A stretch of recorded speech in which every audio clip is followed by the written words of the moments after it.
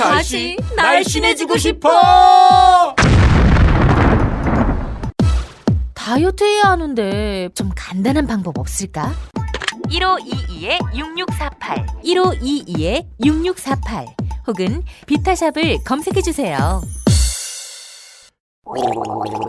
엄마, 가글 했는데 입에서 뭐가 나왔어. 그거 올리덴탈 체크가글이라 그런겨. 지금 쓰고 있는 가글 사용 후 확인해 보셨나요? 무색소, 무알콜, 무계면 활성제의 올리덴탈 체크가글은 쉽게 나온 입안의 이물질을 눈으로 확인할 수 있습니다. 딴지마켓에서 판매 중입니다. 한글도 남보다 빨리 깨치고 참 똑똑했는데 갈수록 실력이 뒤처지는 것 같아 걱정이에요. 혹시 초등학교 교과서 본 적 있어요? 어려운 어휘가 너무 많아요. 학교에서는 어휘 개념을 하나하나 설명해 줄 시간이 정말 부족하잖아요. 그럼 어떡하죠? 내 아이의 어휘만큼은 내가 책임져야죠. 어휘 공부의 정성. 초등어휘 3천, 초등어휘 5천. 검색창에 초등어휘 3천을 쳐보세요. 자려고 누웠는데 저스툰 지루한 지하철에 저스툰 자려고 누웠는데 지루한 지하철에 클래스가 다른 재미 저스툰 클래스가 다른 재미 저스툰 웹툰 웹소설은 저스툰 클래스가 다른 재미 저스툰.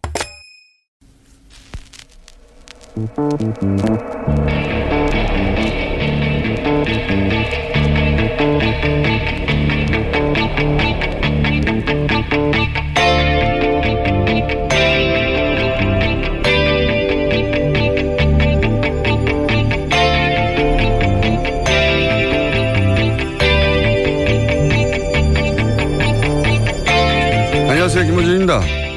오늘 있을 예정인 문재인 대통령과 시진핑 주석과의 만남을 앞두고 북한이 ICBM까지 쏜 마당에 사드 배치가 더욱 필요해졌다는 논리로 중국을 설득할 수 있지 않느냐 하는 말들이 나옵니다. 양국 이해가 첨예하게 엇갈리는 외교 안보가 그렇게 간단하지가 않죠. 정반대 논리도 얼마든 가능합니다. 미국의 한반도 사드 배치 명분은 간단하죠. 주한미군과 한국을 보호하기 위해. 그런데 이런 논리는 아주 손쉽게 무너집니다. 북한 ICBM은 미국 본토에 떨어지는데 한국에 왜 포대가 필요하냐? 할 말이 없죠. 사드는 포대뿐 아니라 레이더가 중요한 거다. 이렇게 주장한다면 레이더 탐색 범위에 중국도 들어가지 않냐? 결국 중국 ICBM 탐지용 아니냐. 그렇게 영내의 전략적 균형을 무너뜨리는 장면 아니냐. 미국의 대중국 견제 전략의 일환 아니냐. 역시 맞는 말입니다. 사드 배치가 고도의 전략적 외교적 판단의 결과로 꼭 필요하다면 좋습니다. 하지만 사드 배치 필요성을 북핵으로부터 한국을 보호하니까 이런 미국의 허술한 논리를 그대로 다시 한번 읊어주는 건 적어도 우리 언론은 더 이상 하지 말았으면 합니다. 사드로 인해 우리가 어떤 상황에 들어가는지 제대로 알고는 있어야죠. 김원준 생각이었습니다.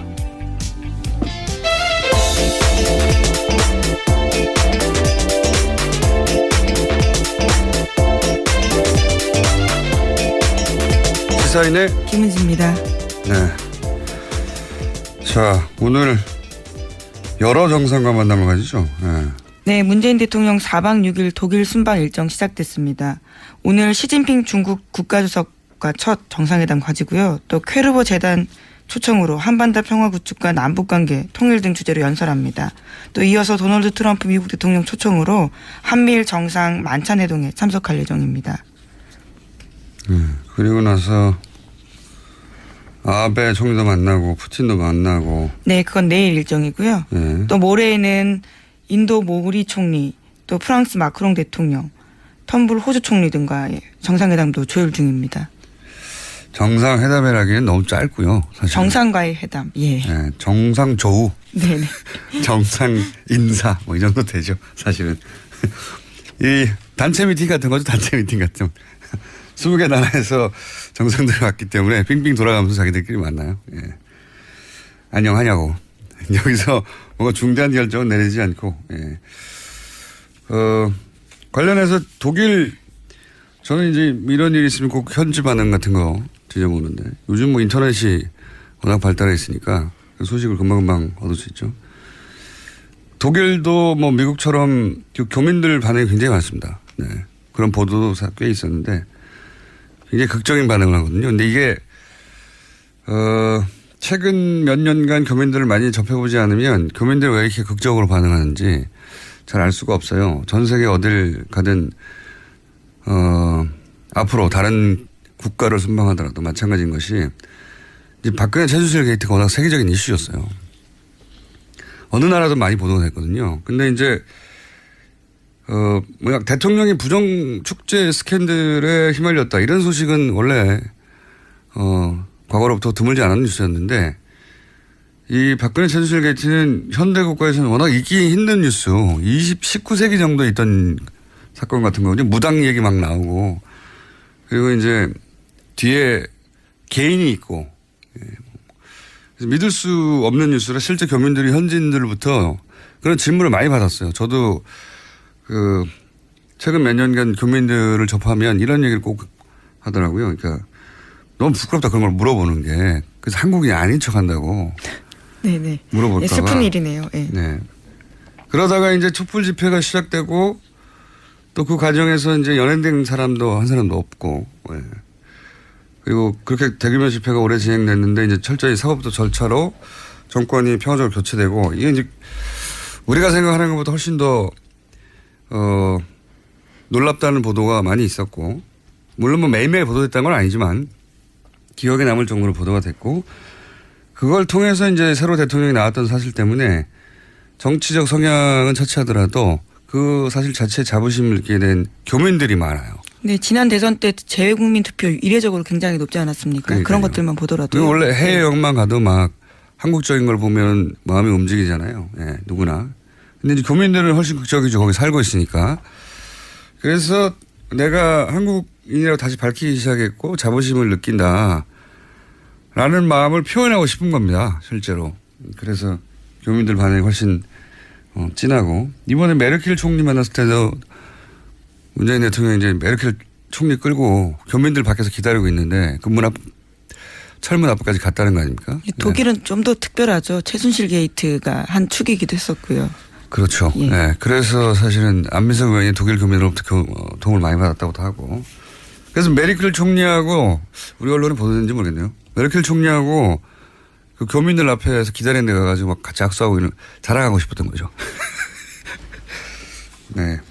앞으로 정상회담 내용도 내용이지만 실제 현지에서 어떤 반응이 있느냐 하는 관점에서 보자면 교민들과의 교민들의 반응 굉장히 재밌습니다. 찾아보시면 극적이고. 자, 하여튼 정상회담까지 붙이면 거하고 정상조우들이 연달아 와 있겠네요. 다음 뉴스는요? 네, 어제 북한 언론 매체들이 김정은의 반응을 보도했습니다. 자신들의 전략적 선택을 미국이 매우 불쾌했을 거다라는 식의 이야기인데요. 조선중앙TV에서는 이런 보도가 나왔습니다. 독립절에 우리에게서 받은 선물 보따리가 썩 마음에 들지 않아 할 것 같은데 앞으로 심심치 않게 크고 작은 선물 보따리들을 자주 보내주자고 호탕하게 웃었다라는 겁니다. 네. 조선중앙TV에서 이 정도 개그 코드가 들어간 건 처음 보네요. 네. 자, 북한 입장에서는 우리도 이제 미국 니네를 타격할 수 있게 됐다. 뭐 이렇게 자신감도 없고 신난다는 거겠죠. 그러니까 개그 코드가 나왔겠죠. 네, 선물 보따리를 심심치 않게 자주 보내주겠다고. 북한 입장에서는 지금 우리도 대등한 눈높이에서 니네와 협상할 수 있는 군사적 지위에 올랐다. 뭐 이런 선언인 셈인 거죠. 여기 대해서 우리도 미사일을 쐈다면서요. 네, 어제 우리 군도 동해안에서 미군과 연합훈련을 실시했습니다. 현무 EA 탄도미사일과 미 8군의 에이테킴스 전술 지대지 미사일을 쐈습니다. 북한의 탄도미사일 발사에 한미가 대응한 것은 처음입니다. 탄도미사일 맞대응 훈련으로요. 제가 기억하기도 그렇습니다. 저기서 탄도미사일 쏘고 우리가 탄도미사일 쏘고 이런 건 처음이네요. 네. 이게 굉장히 그 야당의 논평을 머쓱하게 만들었어요. 자유한국당에서는 NSC만 소집하고 있냐라고 했는데 이런 게 나왔고. 네, 문재인 대통령이 직접 지시했습니다. 그랬겠죠. 누가 지시했겠습니까? 네. 바른당에서도 이제 사드 배치가 지연돼서 북한이 ICBM을 쐈다는 식의 논평도 냈는데 좀 머쓱하게 됐고, 예. 사실 ICBM, 이게 좀 아이러니예요. ICBM을 쏘면서 북한이 사드를 배치해야 된다고 하는 논리가 굉장히 약해져 버렸어요. ICBM은 사드로 막을 수 있는 게 아니거든요. 지금까지 ICBM을 그러니까 북핵 때문에 사드 배치가 꼭 필요하고 그리고 한국을 보호하기 위해서 사드가 배치가 필요하다. 주한미군과 미사일은 미국으로 날아가는데 한국의 포대가 여기 있으면 뭐합니까? 네. 아이러니가 북한이 ICBM을 쏴버려서 사드 배치의 명분을 내세우기가 더 약해져 버린 그런 아이러니가 있습니다. 사드 배치하고 ICBM은 상관이 없어요. 예. 미국의 본토에서도 ICBM을 막는 건 사드가 아니에요. 다른 무기 체계죠. 이건 이제 뭐라고 말할까요? 사드가 왜 필요한지에 대한 설득 논리로. 오히려 이 사드의 레이더의 탐지 범위에 중국의 ICBM은 걸려요. 그게 중국의 주장이기도 하고. 예. 그래서 뭐 중국이 지금 미국이 중국 ICBM 발사를 조기 탐지하기 위해서 이러는 거 아니냐 뭐 이런 주장을 하고 있죠. 예. 그래서 중국 ICBM의 격추 확률을 높이기 위한 장비이고 그렇게 되면은 이 영내에서 전략적 균형을 맞추고 있다가 중국 쪽이 굉장히 불리해지는 거 아니냐 뭐 이런 반발입니다. 중국 쪽에서는. 자, 그건 다음 기회에 다루기로 하고요. 다음 순요. 네, 국민의당 제보 조작 사건 소식 계속 전해드리고 있습니다. 이유미 씨가 19대 대선을 하루 앞두고 이준서 전 최고위원에게 전화를 걸어서 무서우니 그만하고 싶다라고 호소했던 사실이 검찰 조사 결과 드러났습니다. 또한 이 씨는 그날 외에도 이 전 최고위원에게 수차례 전화를 걸어서 심경을 호소했다라고 합니다. 아하. 이게 이제 요 통화는 녹취 파일이 있다는 거네요. 네, 이유미 씨가 그렇게 주장하고 있습니다. 또 제출했다고 하고요. 그러니까요. 녹취 파일에 있는 부분은 이제 주장이 아니라 증거로 보강이 된 거네요. 그러니까 저는 이제 이 대목에서 이준서 전 최고위원이 본인은 이것이 조작됐다는 걸 전혀 몰랐다라고 마지막 순간까지 이제 당에서 함께 이 사실을 알게 된 그 시점 전에는 몰랐다고 하는 건데 굉장히 여러 차례 그만하자고 했다는 거잖아요. 예. 그중에 어떤 날의 녹취는 등장을 한 것이고 대선 이전에 지금처럼 문제가 되기 이전에 근데 이렇게까지 그만두자고 할 때는 그만두자고 하는 이유가 있겠거니 생각하는 게 상식이죠. 네, 더불어민주당이 고발한 때였습니다. 그때가요.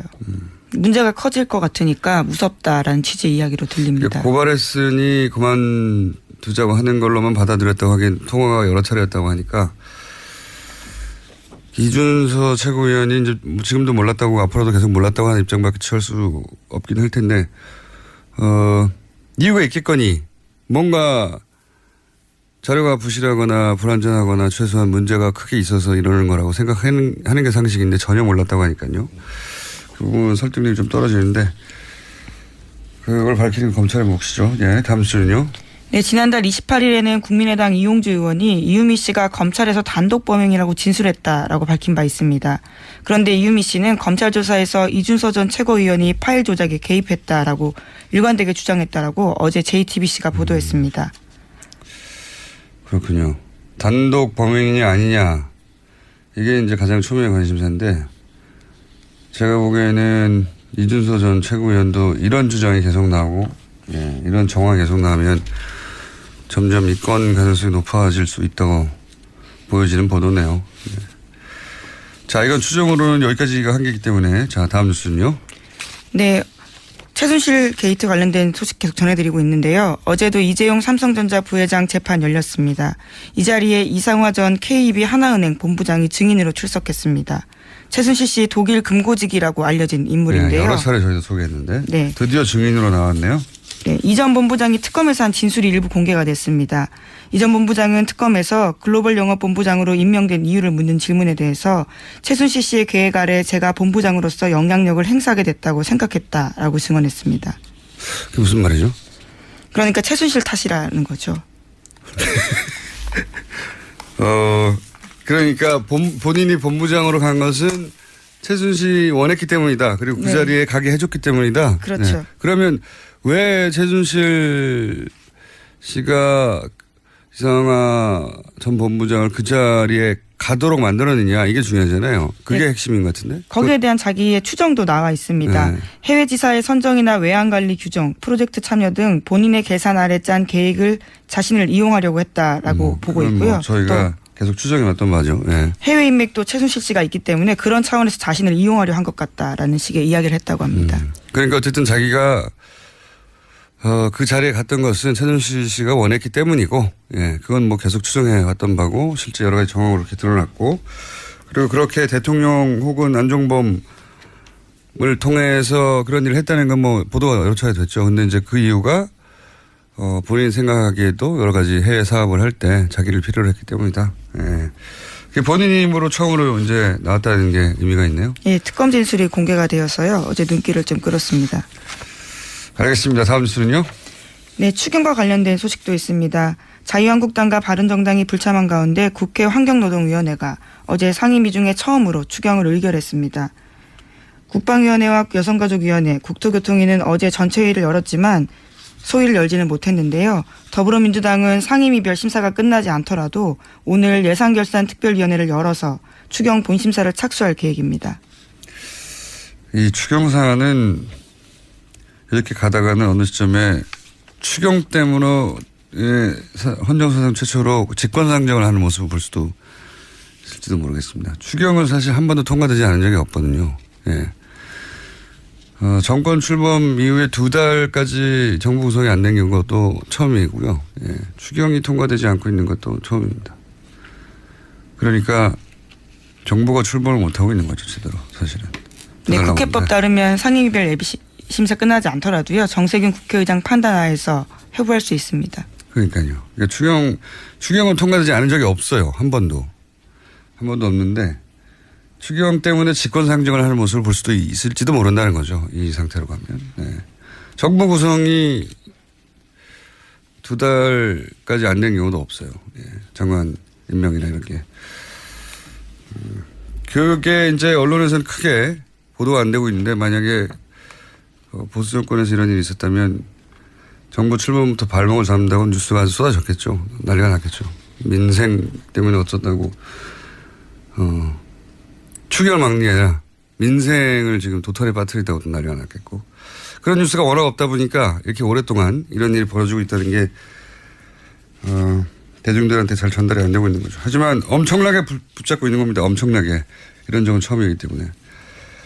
자, 다음 뉴스 한 2개 정도 더 전할 수 있을 것 같습니다. 네, 어제 홍준표 자유한국당 대표가 취임 후 처음으로 친박계 핵심 의원들과 대면했습니다. 그 자리에서 홍문정 의원은 이런 말을 했는데요. 우리가 전국 정당으로 거듭나려는 상황에서 그런 배려가 좀 있었으면 좀 좋지 않았을까. 호남이 됐든지라는 이야기를 했는데 홍준표 대표가 자신의 측근이자 부산 출신인 이종혁 전 의원을 최고위원에 임명한 것에 대해서 비판한 겁니다. 또 최경환 의원도 이렇게 말했는데요. 지금은 우리 당이 젊은이로부터 외면당하고 있기 때문에 가칭 영라이트 운동이라도 벌여야 하는 거 아닌가라고 말했습니다. 뉴라이트가 아니라 영라이트. 그러니까 홍 대표가 측근 부산 출신을 임명하자 최고위원회 전국 정당으로 거듭내려는데 부산 출신을 또 경영하면 어떡하냐. 네. 백혜 출신을. 그리고 최경환 의원은 외연 확장을 위해서 젊은층을 사로잡아야 되는데 영라이트 운동을 하자. 말은 맞는 말이에요. 예. 다만 이 말을 홍문정 의원과 최경환 의원이 할 말이냐. 네. 본인들 때문에 영라이트가 안 되고 있는 거 아닐까요?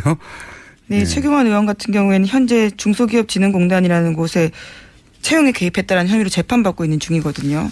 자신의 인턴 출신이었던 사람을 2,999등 했는데도 취업을 성공시킨 바가 있다라는 혐의를 받고 있습니다. 네.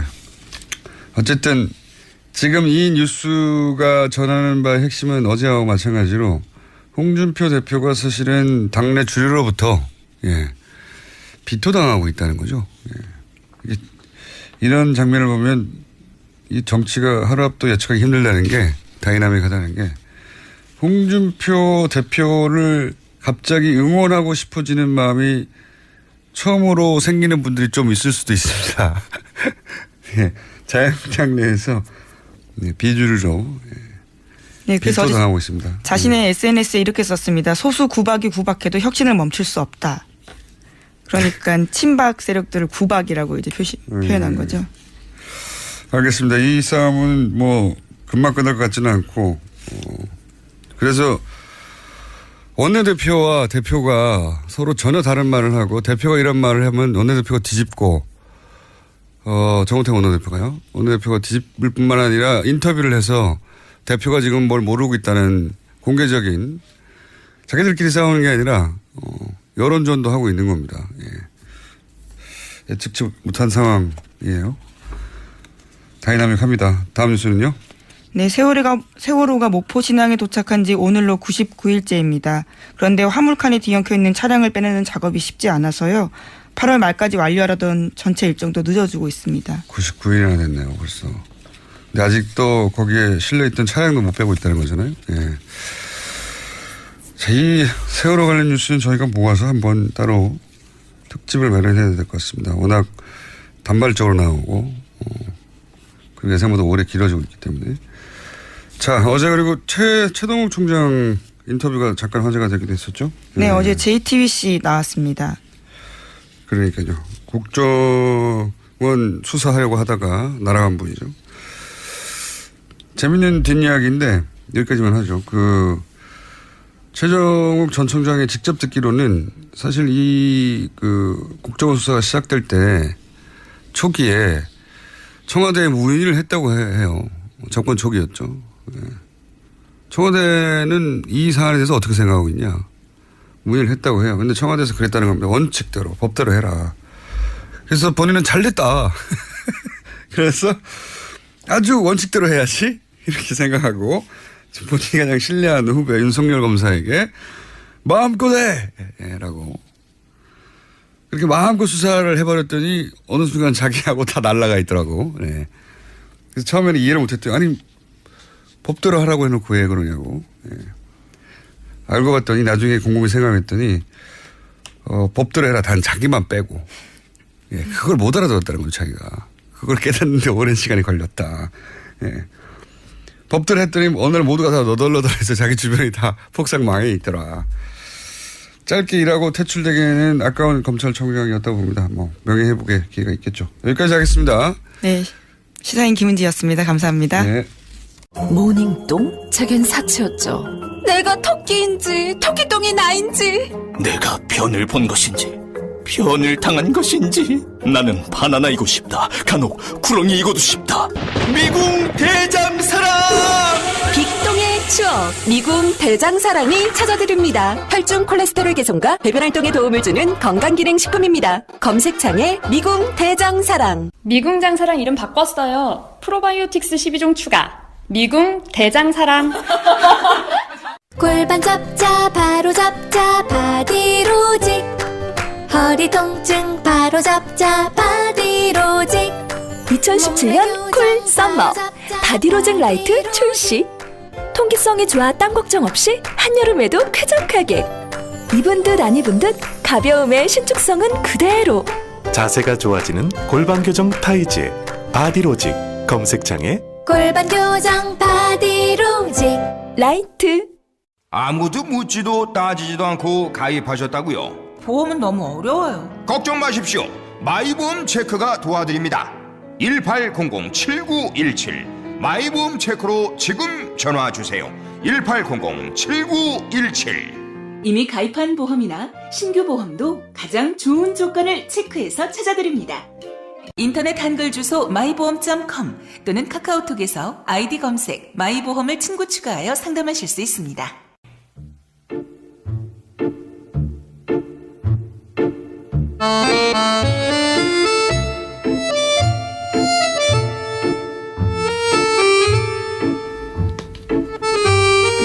한때 폐지될 뻔했던 그러나 지난주부터 다시 분위기가 올라오고 있는 내부자들 더불어민주당 안민석 의원과 자유한국당 김성태 의원님 나오셨습니다. 안녕하십니까? 네, 대통령 전용기를 타고 온 안민석 의원입니다. 평생 텀 타오셨죠? 네, 김성태 의원입니다. 반갑습니다. 김성태 의원님, 예. 전용기 타보셨어요? 못 탔습니다. 여당 10년 동안에 한 번도 못 타셨어요? 그렇습니다. 이게 아무 의원이나 태워주는 게 아니에요. 그래서 참 저도 MB 정권, 박근혜 정권 이 주류 생활을 못하고 계속 비주류였는데 제가 아는 우리 안민석 의원도 수도권 내리 사슬을 하면서 한 번도 주류의 길을 걷지 못했기 때문에 대통령 수행단에 끼지 못했는데 이번에 방미 수행단 대통령 첫 이렇게 애교 순방에 같이 동행했다는 것은 대단한 일이고 거기에 또 같이 타고 갔다는 것도 대단한 거죠. 제가 제 입으로는 비주류라고 이야기하지만은 제 몸은 이미 주류 깊숙이 박혀 있습니다. 근데 그렇지 않아도 요즘 안민석 의원 어깨에 힘이 많이 들어가 있는데 이번 성과로 얼마나 힘을 더 주고 다닐지 참 사실상 안민석 의원이 귀국한 다음 날 같이 이제 저기 소주를 한잔 했어요. 한잔 했는데 이렇게 무용담처럼 널어놓는 이 자랑을 들어주느라고 내가 참 힘들었습니다. 마치 안민석 의원이 거의 대통령 같은 착각이 들 정도로 대단했어요. 우리 공장장도 잘 아시지만은 저분은 자랑할 거리가 생기면 기본 3년은 우려먹는 사람인데 아니 한 5년 정도 우려. 이번에 특히 문정왕후 어보 반환건은 그건 제가 본 20년 정도. 사실 정치인의 한 사람으로서는 대단한 일을 했기 때문에 저 생색은 제가 볼 때는 5년은 우려먹을 거라고. 5년 20년 정도. 김성태 의원님 이제 살아나신 것 같아요. 네. 그런 이야기를 하지 말라고 그러니까. 아닙니다. 저희가 오늘 하시는 거 보고 또 음악도 준비돼서 나갈 수도 있고요. 아니 그래도 제가 미국 잘 다녀오라고 여비를 주신 여야 의원들 중에서 유일한 분이에요. 그래도 참 미국 잘 다녀오라고. 당은 틀리지만은 항상 형님 같은 딸로 남은 게 푸근한 있잖아요. 든든함이 계셔서 참 제가 좋아하고. 얼마나 받으셨습니까? 용돈을 하라면서. 밝혀도 됩니까 이 자리에서요? 150불 정도요? 딱 봉투를 만져보니까 참 창피한 얘기하지 100불짜리 한 몇 장 정도일 거라고 딱 생각했거든요. 그래서 여기 한 500불 정도. 500불 정도. 딱 까보니까는요.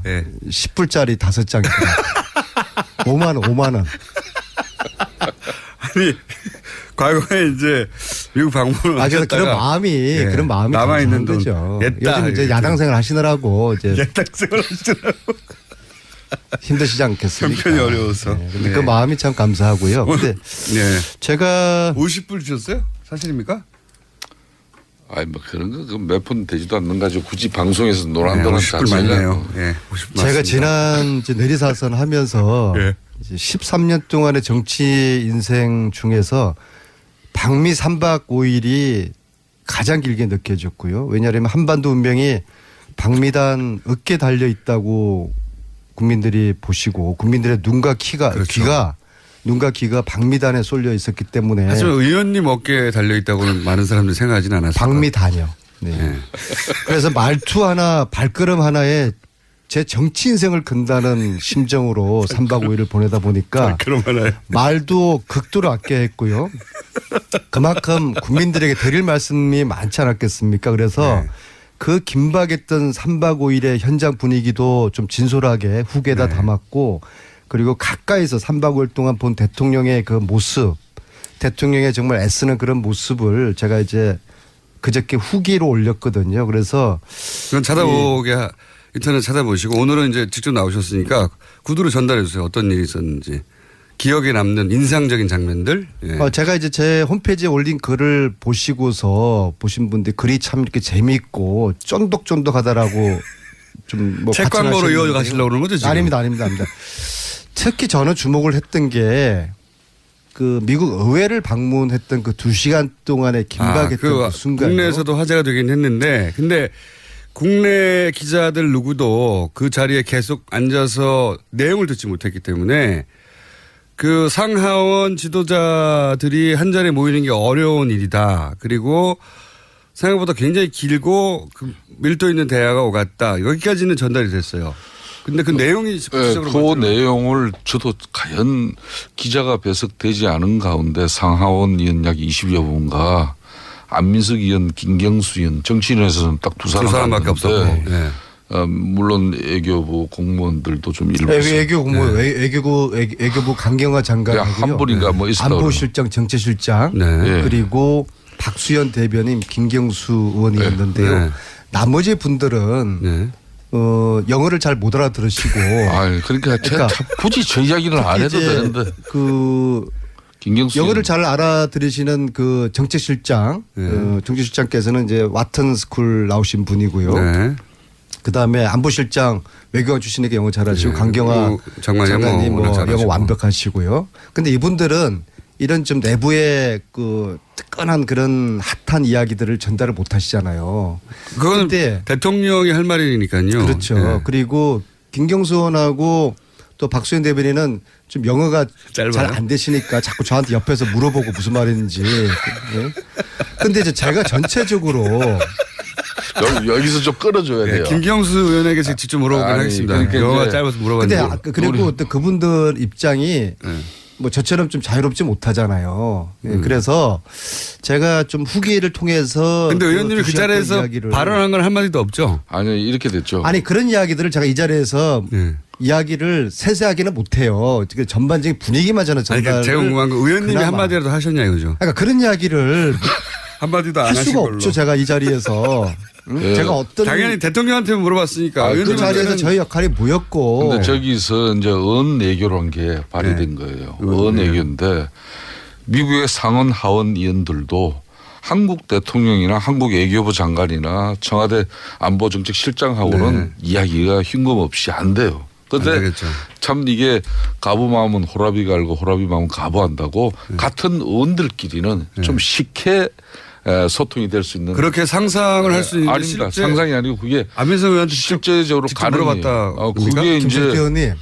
이제 아까 이 김경수 의원은 초선이고 쉽게 말하면 영어 잘하면서 이기는 역량도 있어야 되고 상당한 무게도 있어야 되고 그런 걸 자기가 다 했다는 거예요. 결론은. 본인이 다 했네. 특별 수행은 해보셨어요? 제가 전용기 타보셨어요? 전용기는 안 타치도만 나도 대통령 특보로 저도 이스라엘도 갔다 오고 콜롬비아도 저도 갔다 오고. 이스라엘, 콜롬비아하고 미국하고 이게 질적으로 수준이 틀린데 그렇게. 글쎄요, 질적으로 수준이 틀린지 모르겠고요. 뭐 늘 미국 패권주의에 대해서 이렇게 비판하시더니 언제부터 그렇게 또 친미주의자가 됐어요. 특히 이번에. 잘 된 거예요. 아주 잘 된 겁니다. 그렇게 하세요. 아니 근데 실제로 의원님한테 물어봤어요? 아니 그런 이야기는 저한테 묻는 상하원 의원들이 문재인 대통령에게 질문하기도 바빴을 것 같아요. 대단히 저의 역할에 대해서 아직 공장장이 이해를 잘 못하고 있는 거고요. 그 자리에 왜 들어가신 제가 거기 역할이 의원님 어버 때문에 가시는 거니까 어버? 거기서 뭐 미국 의원들하고 무슨 어버 이야기를 했겠어요. 그러니까요. 그러니까 역할이 제 없으니까. 역할이 무엇이었는지 대해서는 묻지 마세요. 그것도 국가 안보입니까? 저 특별 수행으로서 특별한 역할이 있었는데. 무슨 얘기가 오갔습니까? 보도되지 않은 내용 중에. 이게요. 우리는 하원 1시간 방문하고 상원 1시간 방문한 게 그분들하고 차 한잔 하면서 그러니까 티타임 그런 정도 아니에요. 땀이나 나누는 걸로 처음에는 가볍게 뭐 칭찬해주고 환영해주고 그런 줄 알았는데 이게 완전히 송곳 같은 질문을 하는 이게 청문회 같은 그런 분위기였어요. 비공개였거든요. 그러니까 기자분들은 아무도 없었어요. 그러니까 이야기를 훨씬 더 자유롭겠죠. 당연히. 자유로운 정도가 아니라 아주 민감한 문제 있잖아요. 우리 대통령에게 그런 식이에요. 도대체 당신 북핵 문제 어떻게 할 거냐. 계속 당신이 이야기하는 것처럼 대화 타협. 이게 되겠느냐. 저 얘기는 들었습니다. 상원 의원 하나가 누군지도 들었습니다만 상원 의원 하나가 북한과 대화한다고 하는데 당신이 틀렸다 이렇게 지적했다고 대놓고. 그런 얘기는 누구한테 들었어요? 네. 그래서 네. 그 2시간 동안의 청문회 아닌 청문회를 우리 대통령이 소화를 잘 하셨어요.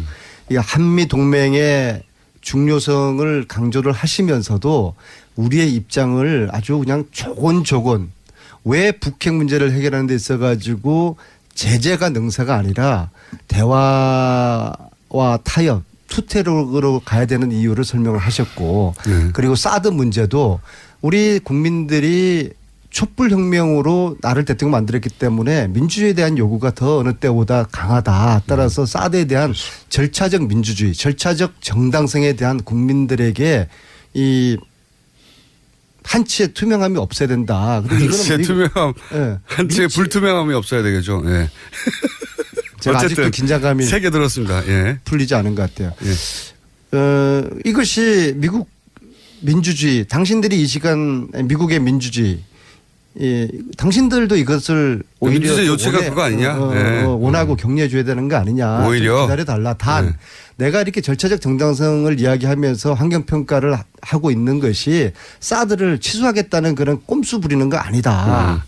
그런 정말 자신의 이야기를 또 당당하게 하시면서 그래서 그 2시간 동안에 마치 그분들 입장에서 미국 상원 의원들 입장에서는 새로 당선된 문재인이라는 사람이 어떤 사람이 이렇게 또 호기심도 있고 궁금하고 소위 말해서 간도 보고 싶어 하지 않았습니까? 그렇겠죠. 그래서 그러한 2시간 동안에 청문회는 청문회를 대통령께서 당당하게 정말 흔들림 없이 한치 실수 없이 그거를 이제 잘 소화를 해내신 청문회를 잘 통과한 저는 그런 느낌이었다고 봅니다. 자랑스러운 대한민국의 대통령. 그리고 한편으로 이 자리에 이명박 대통령이 이런 청문회를 당했으면 또 박근혜 자체는 하지도 않았겠지만요. 지난 9년 동안에 미 의회를 방문한 대통령이 우리나라 박근혜, 이명박 아무도 방문을 하지 않았어요. 그래서 그렇게 또 연상도 되면서 상하원 연설을 한 적은 있는데요. 이런 소위 면접을 한 적은 없어요. 그걸 정확하게 전달해 줘야죠. 네. 대통령이 미국에 방문할 때 국빈 방문이 되면은 상하원에서 연설을 합니다. 됩니다. 이번에는 아시다시피 국빈 방문은 안 되었죠. 연설이라는 거야. 뭐 주어진 원고 가지고. 그렇지만은 상하원 의원들 약 20여 분을 이렇게 모시고 그들이 궁금해하고 그런 건 처음이에요. 의혹을 가진 이런 부분은 이번에 처음이죠. 미 의회에서 일문일답을 2시간 동안 즉흥적으로 질문을 받아서 대답을 하고 또 이것을 무난하게 소화를 해낸 대한민국 대통령이 저는 참으로 자랑스럽고요. 그다음에 그 옆에서 보시니까 내가 저 자리에 있었으면 내가 저런 대답을 할 수 없었을 텐데 이런 생각을 하셨습니까? 저는 뭐 발끝에도 못 돌아가고요. 트럼프 입장에서는 저는 우리 대통령에 대한 예우를 잘 해줬다고 봐요. 왜냐하면은 영빈관에서 3박을 하셨거든요. 이례적인 일이에요. 영빈관은 이틀밖에 의례적으로 내주지를 않아요. 그 다음 날에 비었나 보죠 뭐. 근데 참 청와대 지금 홍보실 청와대 대변인이 청와대 국민소통 수석이 지금 대통령의 그런 방미 행적이나 또 활동상에 대해서 온 국민들에게 너무나 잘 이렇게 언론 지상 매스컴을 통해서 알리고 있는데 굳이 안민석 의원까지 사선위원회 되고 지금까지 무줄도사로 유명하신 분이 그렇게 너무 좀 심하게 말은 비주류, 몸은 주류 핵심. 그렇지만은 이제 사실상 근데 그 자리에 있었던 사람은 없었기 때문에 이번에 대통령 여야 그 상하원 미팅은 처음 유일하게 의원 중에는 그래서 지금 뭐 흑이지만은 그 분위기를 안민석 의원이 다 파악을 했다는 거예요. 그래서 그 상당히 그래도 제 입이 근질근질해요. 더 드리고 싶은 말씀이 다 지나갔는데요. 핫한 뭐. 이야기들 참 많은데. 핫한 이야기. 그럼 하나만 더 해봐 주세요. 핫한 이야기. 뭔가 이제 보도가 되지는 않았는데 그때 당시 이런 일이 있었고 그거 굉장히 인상적이었고 재밌었다 혹은 뭐 감동적이었다 혹은 뭐 당황했다 뭐 이런 거 있지 않습니까? 제가 김어준 공장장을 알고 연구한 지가 10년이 됐는데 이런 그 미끼에 제가 넘어가지를 않고요. 잘 넘어가시죠. 단 한 가지만 제가 말씀드릴게요. 하원은 9명 1대 9의 그런 청문회가 있었고요. 예. 상원은 11대 1이었어요. 11대 1. 예, 예. 그래서 1시간씩 주요 인사들이 다 왔다는 건 제가 들었습니다. 그럼요. 뭐 예. 원내대표들, 국방위원장, 외교위원장 다 오고요. 그런 사람들이 한 자리에 모이기는 힘든다는 얘기까지 들었고요. 그런데 그러니까 하원 상원 따로따로였어요. 김숙태 의원은 그 자리에 안 계셔서 자꾸 이게 한 자리에 있었던 걸로 혼동하시는데 자, 하원은 그래도 예의를 깍딱하게 갖춰 주었어요. 왜냐하면 처음부터 끝까지 1시간 동안 9명이 저는 그 자리에서 정중하게 우리 대통령과 질의응답을 나눴고요. 상원 이 11분은요. 끝날 때쯤 되니까 4명밖에 안 남아 있더라고요. 얘기하다가 사실 좀 제가 기분이 막 좀 불쾌했습니다. 나가던가요? 뭐 중간에도 왔다리 갔다리 하고 끝났는데 만약에 트럼프 대통령이 우리 국회에 왔는데 끝날 때쯤 돼가지고 앉아있던 의원들이 절반이 자리를 떴다. 이게 상상할 수가 없는 거죠. 그래서 야 이게 정말 우리 힘없는 나라의 참 서러움. 근데 그게 제가 알기로는 시간 조정을 우리가 그렇게 억지로 했다고 들었어요. 자 11시 45분까지였어요. 11시 45분까지 예정됐는데 한 10분 정도가 오바됐습니다. 자 다시 역지사지로 트럼프가 왔는데 트럼프하고 우리 국회의원하고 저하고 김숙태 의원을 만나는데 예정된 시간보다 10분이 늦었다. 그런다고 우리가 다른 약속 있다고 가겠습니까? 1시간이 늦어도 우리는 앉아 있어야 되는 거죠. 우리 정서는 그런데 힘을 빌려야 되겠다. 거기는 시간 우리 정서는 그런데 거기는 또 그렇지 않은 차이가 있는 거죠. 아니 왜 미국의 입장에서 그들을 이해를 하세요? 그러니까 우리의 입장에서 그들을 바라보고 한 가지 더 우리의 민족의 자존이 중요한 것이죠. 대통령이 이제 이번에 트럼프를 만나고 특히 미국의 상하 의원들을 만나면서 한미 동맹이 갖는 그런 무게감이나 또 북핵을 비롯한 이런 안보 위협의 이중함을 그런 걸 생각했을 때 이번 방미는 사실상 대통령이 미국 순방길 오르기 전에는 상당히 위험했어요. 이게 제대로 되겠냐 하는 정도까지. 그렇지만은 방미 결과는 얼마나 많은 선물 보따리를 갖고 돌아왔는지 이렇게 일부 언론은 따지는데 저는 그렇게 해서는 좀 야박하다는 생각이 들어요. 다만 성과물을 만들었어야 하는 순방이었던 것은 신뢰입니다. 그 신뢰를 확보하는데 그래도 상당한 부분 의미를 둘 수 있다. 저는 김성태 의원님은 성공적인 저 정도면 올해에 비해서는 약 80%의 저런 성공을 80% 성공 정도 된다. 첫 술에 배부르겠습니까? 이번은 무엇보다도 두 정상이 만나서 한미 동맹의 중요성을 확인을 하고 두 분 간의 기본적인 신뢰관계에 초석을 놨고. 근데 제가 궁금한 거는 상원 의원 중에 한 사람이 대놓고 당신 잘못 생각한 거라고 남북 대화를 한다는 것은 이렇게 잘못 생각한 거 아닙니까? 라고 질문한 게 아니라 잘못 생각했다고 단정하고 대화를 시작한 의원이 있었다고 하고 거기에 대해서 그 문재인 대통령이 반박을 또 했다고 하는데 그건 공개하실 수 없어요? 누군가로부터 공전장에 전에 들은 모양인데 그 말씀은 아주 틀렸다고는 이야기할 수 없는 정도로만 제가 답하겠습니다. 제가 말한 것이 아주 틀렸다고는 할 수 없다. 그러면 틀린 부분이 뭡니까? 대체적으로 맞았어요. 대체적으로 맞았다. 그래서 굉장히 팽팽한 긴장감이 있었다고 그때. 우리가 문재인 대통령을 저도 대통령 되기 전에 이런저런 인연으로 꽤 옆에서 함께 모신 적이 있어요. 제가 교육원수원장도 했고 얘기를 간사하면서 전국적으로 투어도 같이 당대표실을 했고. 근데 대체적으로 우리 국민들이나 우리 당내 특히 의원들이 문재인 대통령께서는 사람은 참 좋고 인기가 훌륭한 분인데 좀 굉장히 너무 진중한 나머지 좀 답답한 면이 있다. 혹은 좀 물렁물렁하다. 저는 이번에 3박 5일 동안에 제가 본 문재인 대통령께서는 정말 이건 외유내강이다. 정말 내공의 깊이가 저렇게 깊을 수가 있냐. 비행기 또 타시려고 자꾸 그런 거 아니에요 지금? 하원 의원들 20명 앞에서 그 청문을 하시면서 그 2시간 동안에 한층 흐트러짐 없이 자신의 이야기를 조곤조곤 하면서 정말 저는 막판에 제 가슴이 울컥했어요. 미국 국회의원들이 고개를 끄덕끄덕 하면서 속으로 그런 표정이었어요. 저 정도면은 대한민국 새로운 대통령이 우리와 대화의 파트너가 되겠구나. 신뢰할 만한 그런데 안민석 의원님 라는 그 표정이 제가 역력히 읽어지더라고요. 그래서 네. 대한민국의 현장에서 무슨 감동이 아직 가시지 않은 것 같아요. 그러니까 저런 감동을 저렇게 오래 가져가면 안 돼요. 제가 이런 사람이 아니지 않습니까? 제가 얼마나 깎아낸 박미성과를 사람인데. 이렇게 자아자찬하고 있을 때가 아니에요.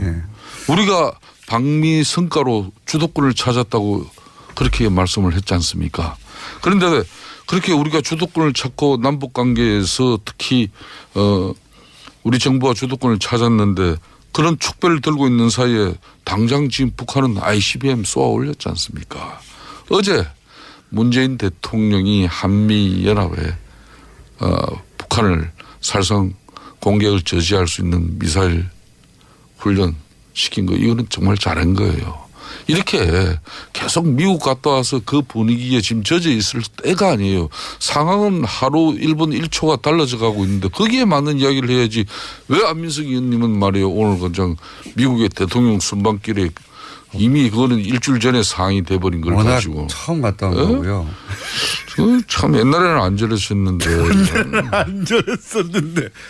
지금 거기 좋은 일만 있습니까? 한편으로는 FTA 재협상이나 또 방위비 분담 정대 압박이라든지 이런 부담을 크게 안고 온 것도 있잖아요. 이런 이야기도 또 솔직하게 이야기를 할 건 하면서 그래도 미국의 상하원 의원들 문재인 대통령에 대한 어떤 불신과 의혹을 해소하는 데는 상당히 이번에 큰 역할이 이루어졌다. 그게 안민석 의원의 뭐 역할의 상당한 부분이지 않습니까?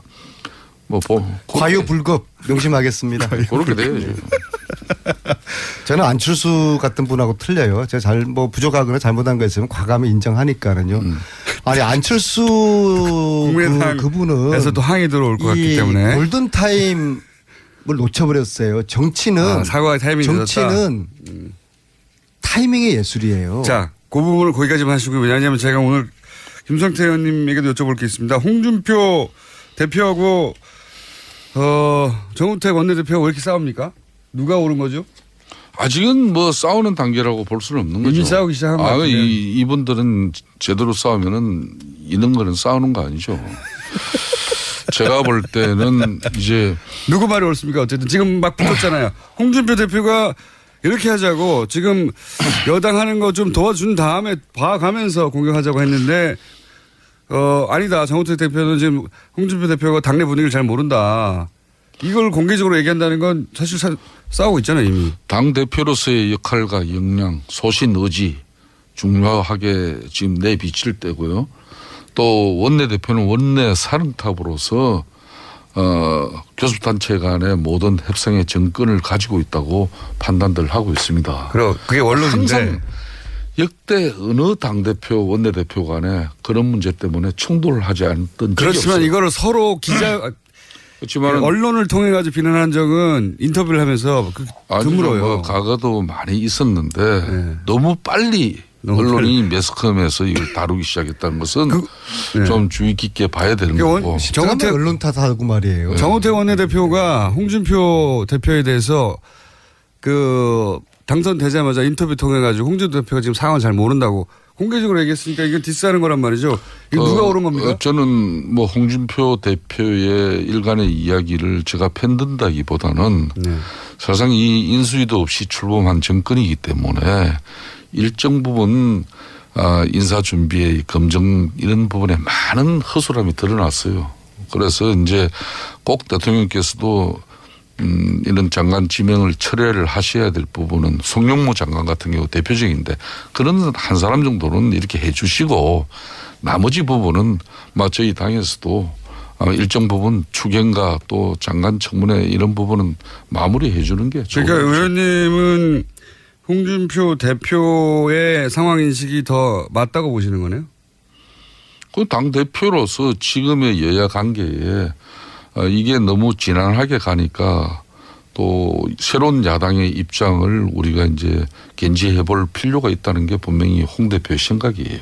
그렇지만은 정우택 대표는 또 지금까지 한 2달 동안 교섭단체 대표로서 여야 관계에 또 힘의 균형을 위해서 또 애쓰는 부분이 있기 때문에. 둘 중에 한 사람 편을 들어야 하면 의원님은 누구 편을 드시겠습니까? 참 하여튼 김어준 공장장은 지금 초등학교 1학년 3반 애들 데리고 방송하는 식으로 엄마가 좋아 아빠가 좋아. 오늘 대화 내용이 그랬어요. 그런 식으로. 아니 모처럼 홍준표 대표가 맞는 말을 하신 것 같아요. 네. 자 정권을 문재인 대통령에게 국민들이 주었으면은 문재인 대통령이 원하는 개각을 할 수 있도록 해보라고 한번 하고 기회를 줘야 되는 것이죠. 그런 다음에 평가를 하자는 게 그렇죠. 홍준표 그렇게 반대했던 이야기고. 강경화 외교부 장관 이번에 훌륭한 역할 정말 이분 제가 보니까 철의 여인이더라고요. 연인이요? 제 바로 앞자리 비행기 전용기 앞자리 아무래도 오늘은 타셨는데 3번 조금 더 해야 될 것 같은데요? 하셨는데 다 못 들어가지고 미국 가는 15 3번에서 다시 시간 동안 만나겠습니다. 잠 한숨 안 자시더라고. 철의